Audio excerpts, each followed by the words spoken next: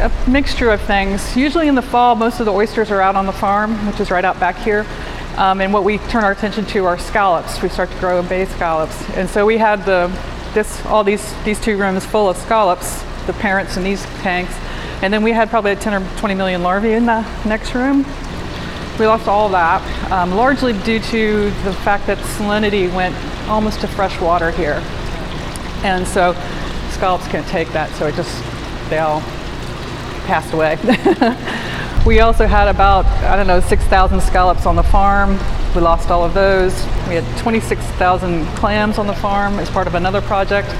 We're pretty sure those are gone. We had about 1.4 million oysters out on our farm, and about 1,200 cages, and we haven't gotten them all up yet. But the mortality we're seeing is depending on we had 3 generations out there. The oldest we got maybe 70% mortality. The next group is probably 80% mortality. And this year's crop, the stuff that we produced this last spring, we probably have lost 90 plus, 94%, just all of it.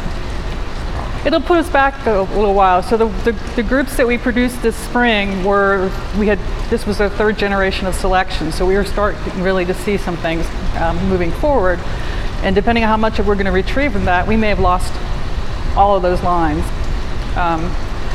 What you see here are actually the leftover broodstock from those spring production, and we're going to try to maybe recreate some of that by spawning out of season. So right now we're getting ready. We'll put these animals, make them think it's winter in October, November, then we'll make them think it's spring in January, and we'll start trying to rebuild some of that we think we have lost. But we're trying to reclaim the investment in genetic superiority that we've done for the last 6 years, and so those animals are really valuable, much more valuable than the 40 cents I could get at the restaurant or selling them.